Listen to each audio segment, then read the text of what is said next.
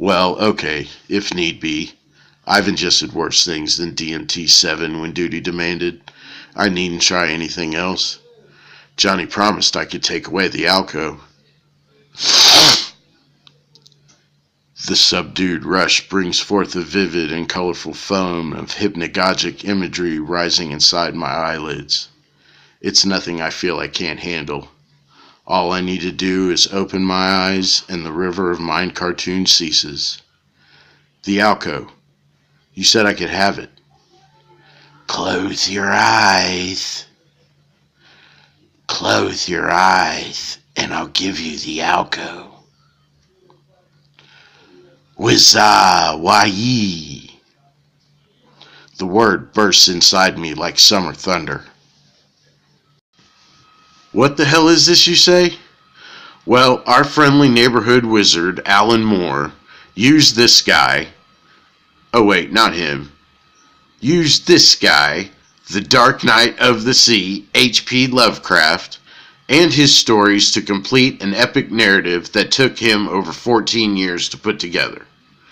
Well, I couldn't really find a video that tried to analyze these comics a little.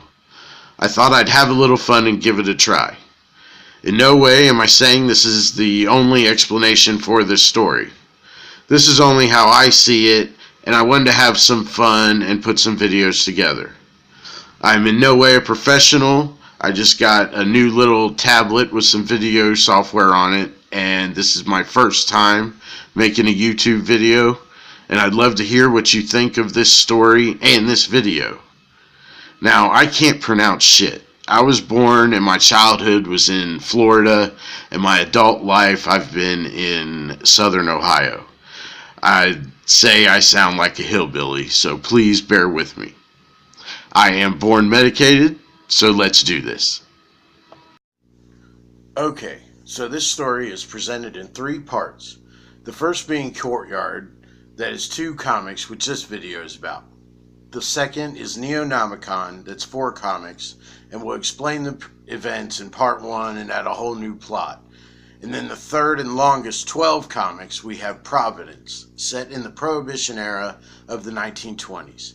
And I'm very excited to make those videos, but we have to start with part 1 with Courtyard, and the picture of a man. His hands are doing something we can't see, and it appears he's doing this a while because we can see the sun is going down. Then we see fireworks, and a racist thing was said. Now, was Lovecraft a racist? Well, yes he was, and his work also shows this, with many species being on different levels. An example is there are beings that look at others as worse than cockroaches. Young Lovecraft definitely shows more racism than older Lovecraft, and Lovecraft literally calls himself an ass for being racist at the end, and wouldn't even talk about it. Now that being said, back to the story. We see it's 2004 and Farrakhan Day, which citizens have been working on a name change, and it reminds this guy of Syria in 95. We cut to the bathroom with a sink full of shit. Now the shit came from his schizophrenic neighbor Jermaine. He mostly blames her hippie parents that he says probably taught her a gauntlet of educational fads with drugs and free love being okay before divorcing and dumping her into the world. It's fine for them because they're not woke up at 5 a.m. by Jermaine's imaginary friends. Regarding the shit, he wishes people would clean up their own every once in a while. After some more racist remarks, we find Brooklyn is under a dome for some reason, and sirens are explained as miserable Wargarian divas threatening fire, plague, or murder, which actually sounds awesome. Next couple of pages, we see he's a Fed. Now I'm just going to come out and say we don't learn this guy's name, so I'm going to call him Fetty, like Freddy. Well, Fetty has a little camera stuck with a piece of gum outside his window, pointing at an arcade across the street. He watches what he calls a flack dealer. We read only his boss knows he's undercover, and he didn't get this job because his boss likes him.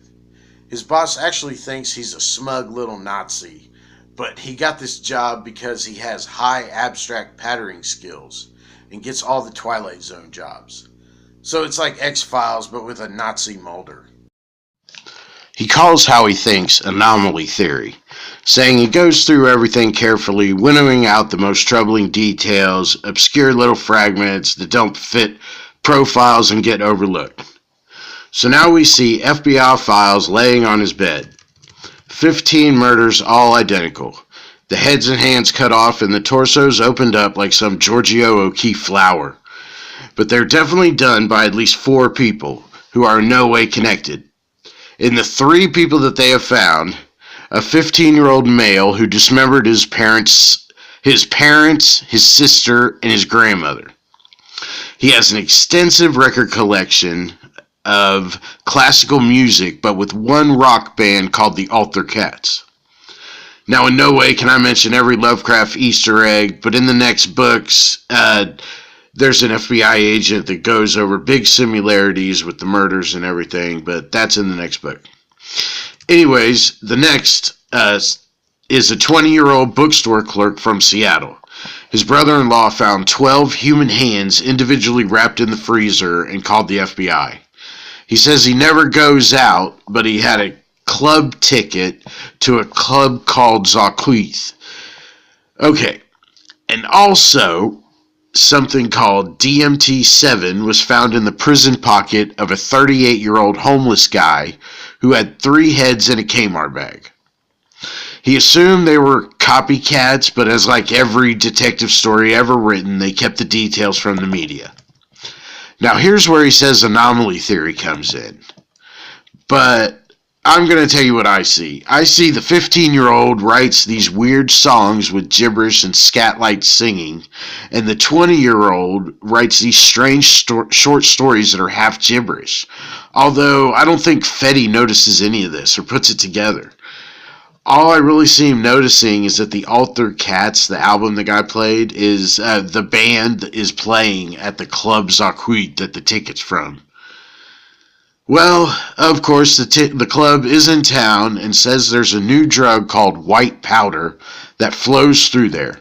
He says he's never done it, but explains a little how DMT is metabolized in the brain, causing trips to only last about 15 minutes. Which is actually kind of correct, which makes you think that the author's maybe done this stuff before. Oh, anyway, so Freddy goes to the club, which we see is an old waterfront church. He calls it a cheap dance hall and immigrant dive from the late 20s, but now he compares it to CBGB's. He meets up with his snitch, Joey Face, who has amphetamine psychosis, and has to drink alcohol constantly to keep hallucinations at bay. So Joey and Freddy bullshit, and Fetty finds out about a drug called Alco, which I guess the Altar Cat used to write their songs, because Joey says that the opening band playing now on the stage is just posing. So they're just like singing gibberish up there without actually being on the drug. Well, this gives Fetty the opening to ask where he might purchase that white powder. So we meet Johnny Carcosa. Now, I'd like to say a little bit about the name Carcosa. It's pretty famous, actually. It started as a fictional city in an Ambrose short story, an inhabitant of Carcosa. The thing is, it's barely described, and it's told in hindsight by a guy who used to live there after it was already destroyed. But in 1895, Robert Chambers blew up after writing The King in Yellow, a book of horror short stories which Carcosa was all over. And then Lovecraft used the term all the time. The cherry on top for me is George R. R. Martin's work, A Song of Ice and Fire. A city named Carcosa is on the easternmost edge of the map near Ashai, where it mentions a sorcerer lord lives who claims to be the 69th emperor from a dynasty that fell over 1,000 years ago. So basically, Carcosa is the names of fucked up cities. So it's interesting that he names a person this. Alright, so back to the club. Now, I'm just going to say right off the rip that I noticed there's no string holding that thing in front of his face. In my opinion, that thing is part of his face, like a thin skin flap covering his nose and mouth. I guess because he's a drug dealer, he can dress like a belly dancer. That being said, the author cats are jamming, and they are straight Lovecraftian. From the lead singer named Randolph Carter, the song they're singing named Miskatonics, and the song starts comprehensible, that then goes into Lovecraftian garble like Freddy was saying the killers use. I keep saying Freddy, but it's Fetty, so please bear with me. Again, I don't think Fetty notices any of this similarities between the garble that all these people seem to be saying. So Fetty goes over to Johnny and says, "Joey Face sent me." He calls Joey an asshole. Now, Moore loves to spell things different, but even though he spells them differently, you usually can understand what he means. Moore, being a wizard, refers to even the word magic being the words just written on paper. Even the word, I mean spelling. So now Fetty notices Johnny could be anywhere from 20 to 50 with an ageless, genderless voice. Fetty asks, what you got?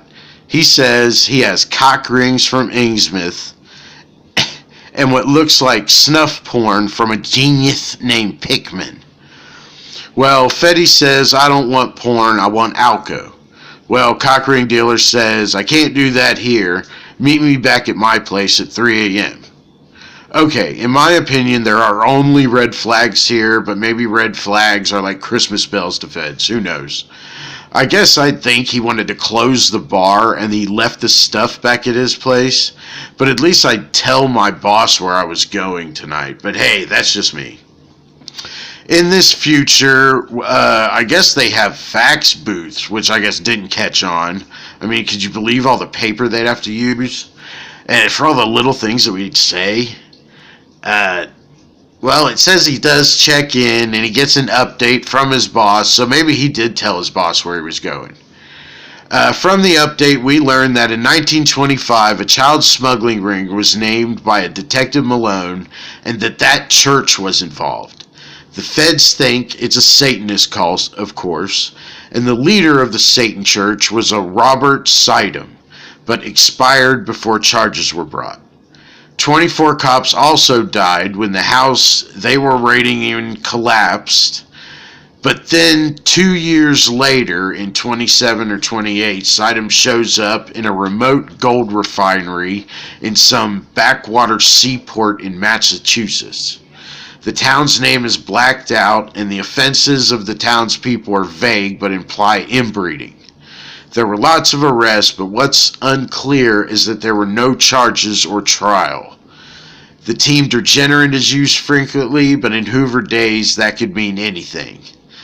Then it just shows J. Edgar Hoover himself with some creature under a blanket, and that is the end of part 1. Well, like I said in the beginning, I'm born medicated, and I plan on making videos for all 3 parts of this story. Next concludes Courtyard, then part 2, Neonomicon, which is 5 comics, and finally part 3, Providence, which consists of 13 comics. I'm very excited about making these videos, and I have hundreds of other books I could also do. I need artwork, so if you have any you wanted a video, please message me. Forgive my inexperience, I am getting better, and from the bottom of my soul, like, comment, and subscribe.